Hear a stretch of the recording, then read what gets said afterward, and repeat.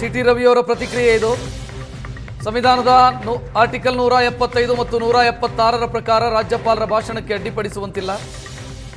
ರಾಜ್ಯಪಾಲ ಗೆಹ್ಲೋತ್ರವರನ್ನ ಅಡ್ಡ ಹಾಕಿ ಅವಮಾನ ಮಾಡಿದ್ದಾರೆ ಅಂತ ಪರಿಷತ್ ಸದಸ್ಯ ಸಿಟಿ ರವಿ ಆಕ್ರೋಶ ವ್ಯಕ್ತಪಡಿಸಿದ್ದಾರೆ. ಮ್ಯಾನ್ ಹ್ಯಾಂಡ್ಲಿಂಗ್ ಮಾಡಿದ್ದಾರೆ. ವಿಧಾನಸಭೆಯಲ್ಲೇ ಕಾಂಗ್ರೆಸ್ ಶಾಸಕರು ಗೂಂಡಾವರ್ತನೆ ತೋರಿದ್ದಾರೆ ಅಂತ ಸಿಟಿ ರವಿ ಆಕ್ರೋಶ ವ್ಯಕ್ತಪಡಿಸಿರೋದು.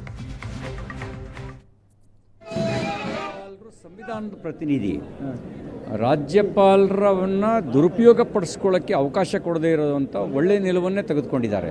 ಯಾಕೆಂದ್ರೆ ರಾಜ್ಯಪಾಲರ ಭಾಷಣವನ್ನು ಕೇಂದ್ರ ಸರ್ಕಾರದ ವಿರುದ್ಧ ಸಂಘರ್ಷ ಮಾಡೋದಕ್ಕೆ, ದುರ್ಬಳಕೆ ಮಾಡ್ಕೊಳ್ಳೋದಕ್ಕೆ, ತಪ್ಪು ಅಭಿಪ್ರಾಯ ಮೂಡಿಸೋದಕ್ಕೆ, ಸುಳ್ಳು ಸುದ್ದಿ ಹಾಡೋದಕ್ಕೆ ದುರ್ಬಳಕೆ ಮಾಡಿಕೊಳ್ಳುವಂಥ ಒಂದು ಷಡ್ಯಂತ್ರವನ್ನು ರಾಜ್ಯದಲ್ಲಿರುವಂಥ ಕಾಂಗ್ರೆಸ್ ಸರ್ಕಾರ ಮಾಡಿತ್ತು. ಅದನ್ನು ನಿರಾಕರಿಸೋದ್ರ ಮೂಲಕ ಸಂವಿಧಾನದ ಆಶಯವನ್ನು ರಾಜ್ಯಪಾಲರು ಎತ್ತಿಡಿದಿದ್ದಾರೆ. ನಾನು ಅವ್ರ ನಿಲುವನ್ನು ಸ್ವಾಗತಿಸ್ತೇನೆ. ಮತ್ತು ರಾಜ್ಯಪಾಲರ ಭಾಷಣದ ಸಂದರ್ಭದಲ್ಲಿ ನಮ್ಮ ವಿಧಾನಮಂಡಲದ ನಿಯಮಗಳು ಹೇಳ್ತವೆ, ರಾಜ್ಯಪಾಲರ ಭಾಷಣಕ್ಕೆ ಅಡ್ಡಿಪಡಿಸೋದಾಗಲಿ ಅಥವಾ ಅವರ ವಿರುದ್ಧ ಧಿಕ್ಕಾರಕ್ಕೆ ಹೋಗೋದಾಗಲಿ ಅಥವಾ ಪ್ರತಿಯಾಗಿ ಭಾಷಣ ಓದೋದಾಗಲಿ ಮಾಡತಕ್ಕದ್ದಲ್ಲ. ಅದು ಭಾಳ ಗಂಭೀರವಾಗಿ ತೆಗೆದುಕೊಳ್ಬೇಕಾಗಿರ್ತಕ್ಕಂಥ ಕ್ರಮ ಅಂಥೇಳಿ. ಆದರೆ ಕೆಲವು ಸದಸ್ಯರು ರಾಜ್ಯಪಾಲರ ಮೇಲೆ ಅಟ್ಯಾಕ್ ಮಾಡಲಿಕ್ಕೆ ಹೋಗಿದ್ದಾರೆ.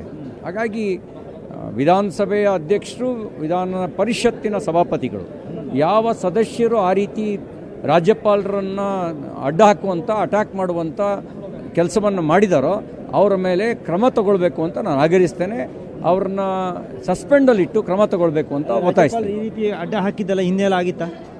ಆ ರೀತಿಯೆಲ್ಲ ಮಾಡಬಾರ್ದು. ನಿಯಮದ ಪ್ರಕಾರ ಮಾಡಿದರೆ ಅದನ್ನು ಗಂಭೀರವಾಗಿ ತಗೊಳ್ಬೇಕು ಸಭಾಪತಿಗಳು ಮತ್ತು ಸಭಾಧ್ಯಕ್ಷರು ಅಂತ ನಿಯಮಗಳು ಹೇಳುತ್ತೆ. ಆ ನಿಯಮಗಳ ಅಡಿಯಲ್ಲಿ ಕ್ರಮ ತಗೊಳ್ಬೇಕು ಅಂತ ಆಗ್ರಹಿಸ್ತೇನೆ. ಓಕೆ, ಮುಂದೆ ವಾಟ್ ನೆಕ್ಸ್ಟ್? ಏನು ಹೋರಾಟ ಏನು ಈಗ ನೆಕ್ಸ್ಟ್ ಸದನದಲ್ಲಿ?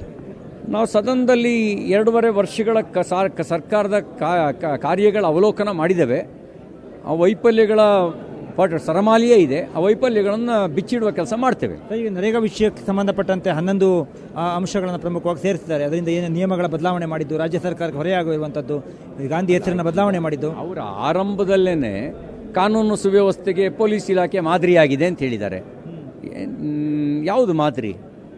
ರಾಸ್ಲೀಲೆ ಪ್ರಕರಣ ಮಾದರಿನ? ದರೋಡೆ, ATM ದರೋಡೆ ಮಾಡೋದು ಮಾದರಿನ? ಶಾಸಕನ ಮನೆಗೆ ಗುಂಡಾರ್ಸೋದು ಮಾದರಿನ? ಯಾವುದು ಮಾದರಿ?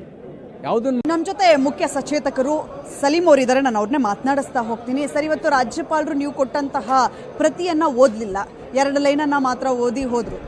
ರಾಜ್ಯಪಾಲರು ಸಂವಿಧಾನಕ್ಕೆ ಅಪಚಾರ ಮಾಡಿದ್ದಾರೆ. ಇಲ್ಲಿ ಭಾವನೆಗಳ ಅವಕಾಶ ಇಲ್ಲ. ಅವರ ಕರ್ತವ್ಯ ಅವ್ರ ಮುಂದೆ ಇತ್ತು, ಅದು ಮಾಡಲಿಲ್ಲ ಅವರು. ಪ್ರತಿ ವರ್ಷ ಮೊದಲೇ ಸದನ ಜಾಯಿಂಟ್ ಅಡ್ರೆಸ್ ಇದ್ದೇ ಇರುತ್ತೆ. ವಿಧಾನಸಭೆ ವಿಧಾನ ಪರಿಷತ್ನ ಜಾಯಿಂಟ್ ಅಡ್ರೆಸ್ ಮಾಡ್ತಾರೆ.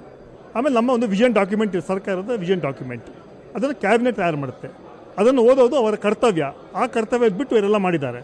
ಅದರಿಂದ ಇವತ್ತು ಅದಕ್ಕೆ ನಾವು ಟೀಕೆ ಕೂಡ ಮಾಡ್ತೀವಿ, ಮುಂದೆ ಕೂಡ ಮಾಡ್ತೀವಿ.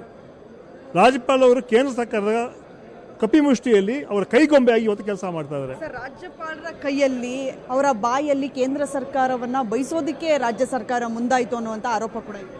ನೋಡಿ, ಗವರ್ನರ್ ಅವರ ಸ್ಪೀಚ್ ಅಲ್ಲ ಅದು. ಆ ಸ್ಪೀಚ್ ಸರ್ಕಾರದ್ದು. ಸರ್ಕಾರ ತೀರ್ಮಾನ ಅಂತಹ ಏನು ಡಾಕ್ಯುಮೆಂಟ್ ಇದೆಲ್ಲ, it's called vision document of the government. ಅದನ್ನು ಓದೋದು ಅವ್ರ ಧರ್ಮ, ಅದು ಓದಲೇಬೇಕು. ಅದನ್ನು ಇವತ್ತು ಬಂದುಬಿಟ್ಟು ಅದು ಬರೀ 4 ಲೈನ್ ಅವ್ರದ್ದೇ ಭಾಷಣ ಓದಲಿಕ್ಕೆ ಅವಕಾಶ ಇಲ್ಲ ಇಲ್ಲಿ.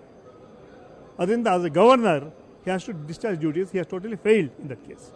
ಸರ್, ಸಾಂವಿಧಾನಿಕ ಬಿಕ್ಕಟ್ಟನ್ನು ಉಂಟು ಮಾಡಿದ್ರು ಕಾಂಗ್ರೆಸ್ ಅವರು. 11 ಪುಟಗಳನ್ನು ತೆಗೀರಿ ಅಂತ ಹೇಳಿ ನೆನ್ನೆಯೇ ರಾಜ್ಯಪಾಲರು ಹೇಳಿದ್ರು ಕೂಡ ಅದನ್ನು ತೆಗೆಯುವಂಥ ಕೆಲಸ ಮಾಡಿಲ್ಲ ಅನ್ನುವಂಥ ಆರೋಪ ಕೂಡ ಕೇಳಿಬರ್ತಾ ಇದೆ. ನಮ್ಮ ಸರ್ಕಾರ ಕ್ಯಾಬಿನೆಟ್ ತೀರ್ಮಾನ ಏನಿದೆ ಅದರಿಂದ ಯಾವುದೇ ಬದಲಾವಣೆ ಮಾಡೋಕ್ಕೆ ಸಾಧ್ಯ ಇಲ್ಲ. ಕೆಲವು 1-2 ಪುಟ 1-2 ಸೆಂಟೆನ್ಸ್ ಚೇಂಜ್ ಮಾಡೋಕ್ಕೆ ಇಡೋದು ಅಂತ ಹೇಳಿದ್ರೆ, ಒಟ್ಟಾರೆ ನಮ್ಮ ಏನು ನಿರ್ಧಾರಗಳಿದೆ, ನಮ್ಮ ಸರ್ಕಾರದ ಕಾರ್ಯಕ್ರಮಗಳಿದೆ, ವಿಶೇಷವಾಗಿ ಮಹಾತ್ಮ ಗಾಂಧಿ ಹೃದಯ ಕಾರ್ಯಕ್ರಮವನ್ನು ತೆಗೆಯುವಂತಹ ಹಿನ್ನೆಲೆಯಲ್ಲಿ ಆ ವಿಚಾರ ಕೂಡ ನಾವು ಅದನ್ನು ಮಂಡನೆ ಮಾಡಿದ್ದೀವಿ. ಅದು ಸರ್ಕಾರದ ಇದು. ನಾವು ಹೇಳಬೇಕಲ್ಲ ಹೇಳ್ತೀವಿ. ಅದನ್ನು ಅವರ ಭಾಷಣ ಅಲ್ಲ, ಅದು ಸರ್ಕಾರದ ವಿಚಾರ. ಅದರಿಂದ ಅವರು ಅದರಲ್ಲಿ ಬದಲಾವಣೆ ಮಾಡೋಂಥ ಯಾವುದೇ ಹಕ್ಕು ಅವ್ರಿಗಿಲ್ಲ. ಅವರು ಓದಬೇಕಾಗ್ತದೆ. It is says my government. When he says my government, it is not that he is making a speech. Our government, ಕರ್ನಾಟಕದಲ್ಲಿ ಕಾಂಗ್ರೆಸ್ ಗೌರ್ಮೆಂಟ್ ಇದೆ.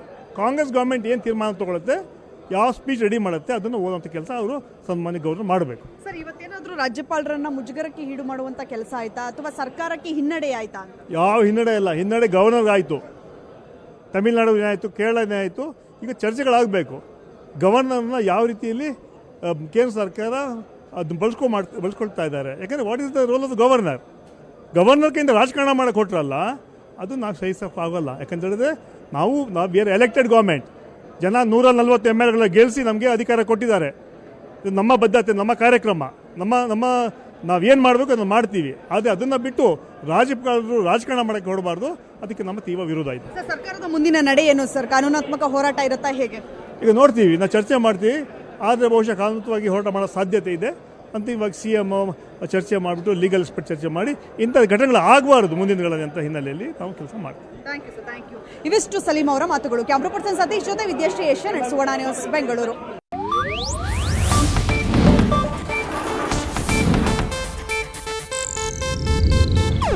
ಇದು ಏಷ್ಯಾನೆಟ್ ನ್ಯೂಸ್ ನೆಟ್ವರ್ಕ್ ಪ್ರಸ್ತುತಿ.